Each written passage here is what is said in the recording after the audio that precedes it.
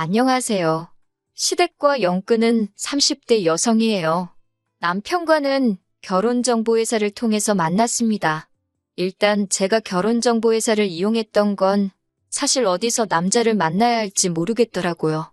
대학 졸업 후 일만 하다 보니 순식간에 30은 넘었지.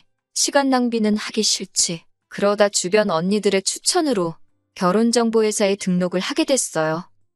회사를 통해서 만나서인지 남편 조건 자체가 무난했어요. 외모야 사람마다 기준이 다르겠지만 둘 다 모난 구석 없었고 동종업계에서 종사하다 보니 수입도 비슷했습니다. 저희는 만남을 시작했고 1년이 채 되지 않아 결혼까지 약속하게 되었습니다. 양가 부모님들 다 노후 준비도 되어 있었고 크게 걱정할 거는 없는 분위기였어요. 상견례 분위기도 괜찮았고요.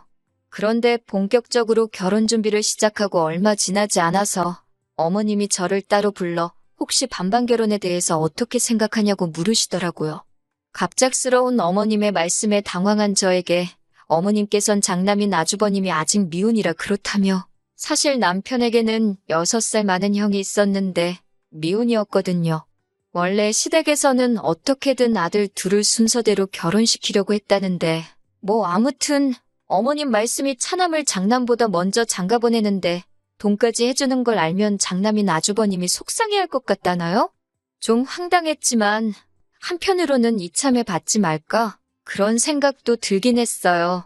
솔직히 시부모님이 지원해주신다는 5천만 원이 크다면 큰 돈이긴 하지만 주변에 시댁 도움받고 결혼했다가 이리저리 끌려다니는 케이스를 제법 봐서 그런지 깔끔하게 안 받는 게 나을지도 모르겠다 싶더라고요. 결국 양쪽 부모님의 도움 없이 저희 둘만의 힘으로 신혼살림을 시작했습니다. 그래도 양쪽 부모님께 할도리는 하고 살았어요.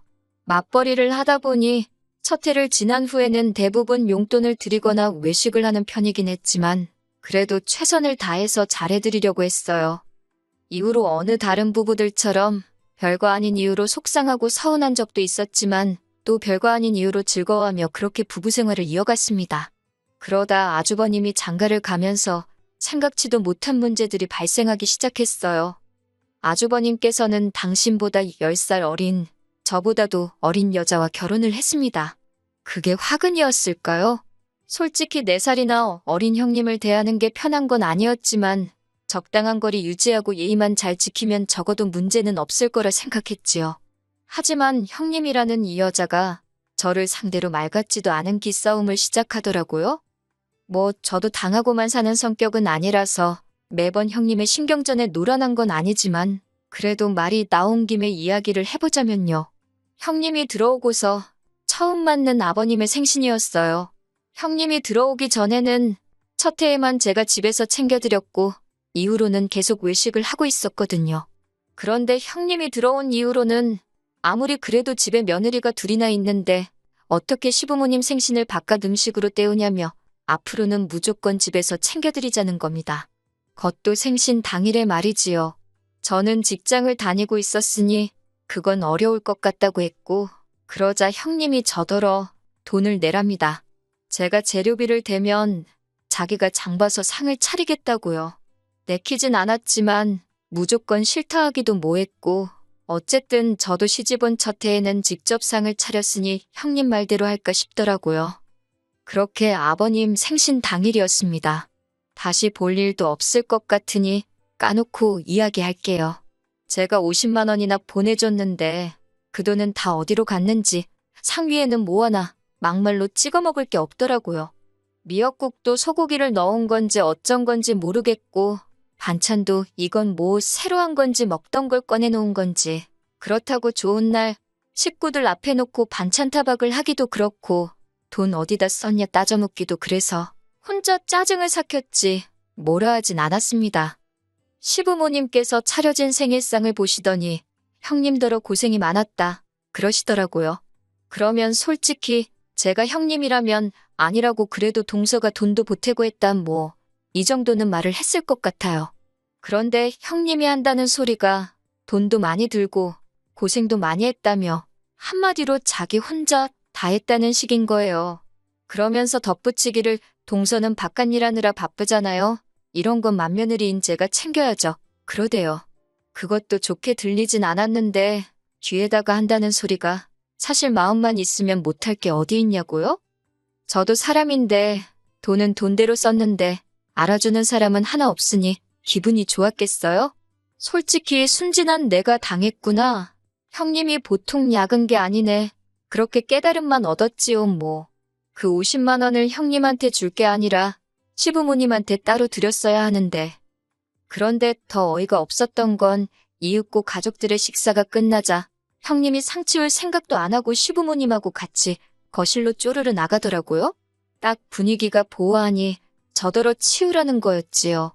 저는 손도 까딱 안 하고 그 뒤를 따라 거실로 왔습니다. 그리고는 저도 TV도 보고 시부모님하고 이런저런 이야기도 하다가 다음날 출근 때문에 먼저 남편하고 집에 왔어요. 집에 도착해서 씻고 잘 준비를 하고 있는데 형님한테 전화가 걸려왔습니다. 전화를 받으니 대뜸 설거지를 안 하고 가는 게 어딨냐고 묻더라고요. 그거 제가 해야 되는 거였냐고 물으니 자기가 차리지 않았냐고 그러면 정리는 제가 하는 게 매너 아니냐입니다. 형님이 먼저 나서서 아버님 생일잔치 준비하신 거 아니냐고. 저는 형님 집에 초대받아간 손님이었고 제가 남의 집에서 설거지까지 해야 되는 줄은 몰랐다고 대꾸했어요. 그리고 솔직히 돈 들인 걸로 충분히 제 몫은 한 거 아니냐고 한마디 했지요.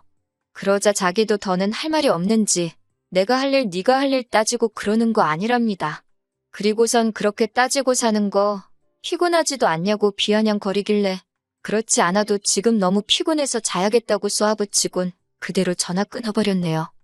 하지만 결정적으로 형님뿐만 아니라 시부모님과도 틀어지게 된 건 이 때문이 아니에요. 시부모님의 결혼기념일이 그리고 어머님이 보여주신 태도가 저로 하여금 두 손 두 발 다 들게 만들었지요. 지난 시부모님의 결혼기념일은 시부모님 두 분이 결혼하신 지 40주년이 되던 날이기도 했어요.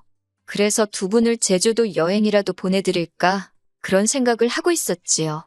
그런데 하루는 아주버님과 형님이 먼저 여행 이야기를 꺼내더라고요. 저희 부부, 자기네 부부, 그리고 시부모님 6명이서 다 같이 제주도에 가자고요.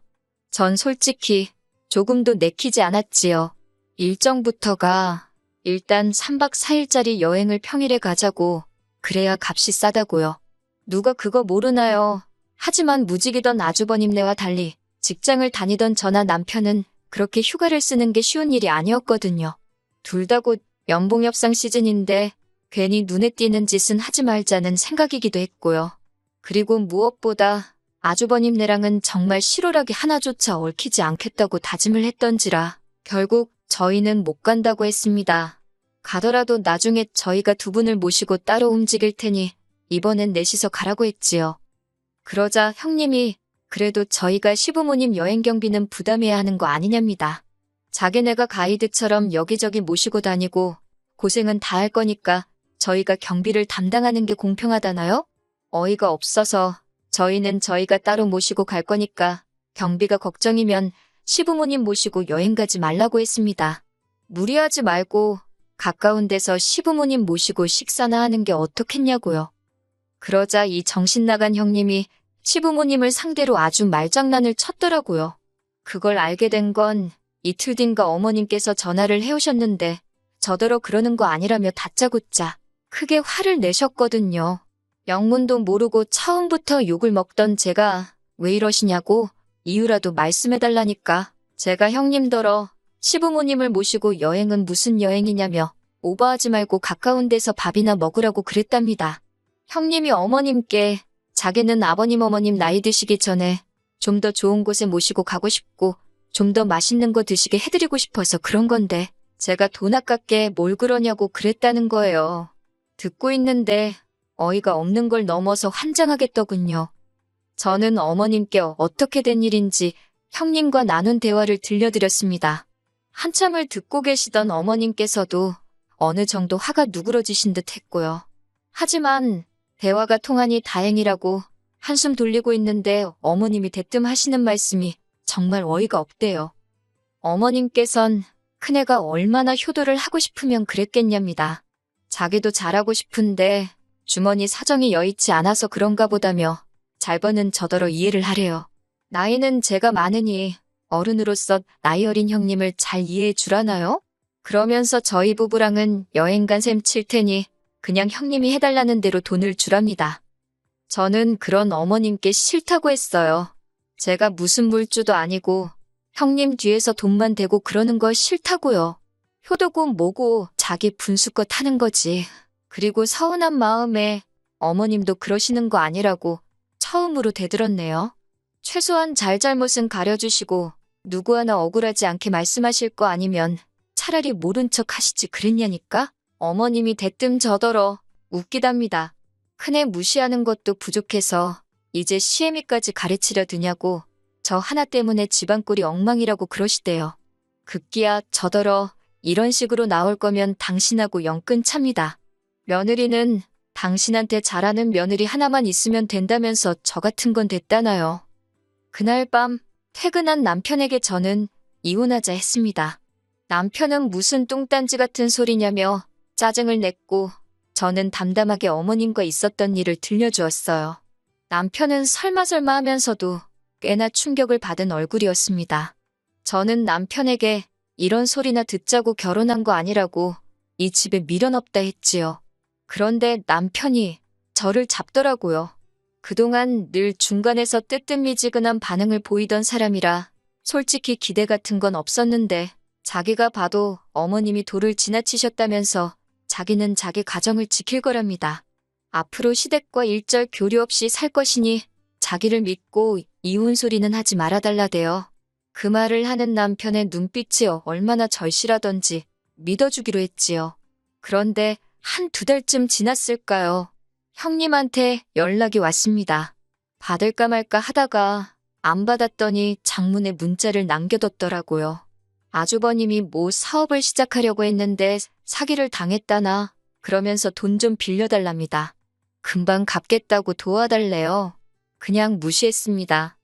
그랬더니 하루는 퇴근하고 집에 왔는데 현관 앞에 형님이랑 어머님이 와 있더라고요. 집 안으로 들이긴 싫어서 집 앞 카페로 데리고 갔습니다. 아니나 다를까 그때 그 돈 이야기를 또 하대요.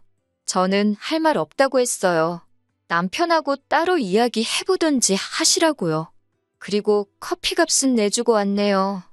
며칠 뒤 남편이 묻지도 않았는데 어머님 만난 이야기를 하더니 안 도와드렸답니다.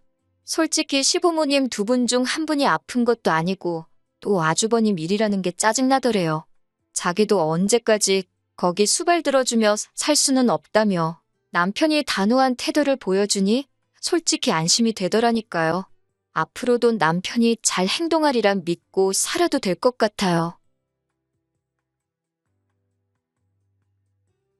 긴 이야기 들어주셔서 감사합니다. 오늘의 사연은 여기까지입니다. 구독과 좋아요, 알람 설정해주시면 앞으로 더 좋은 사연으로 찾아오겠습니다. 감사합니다.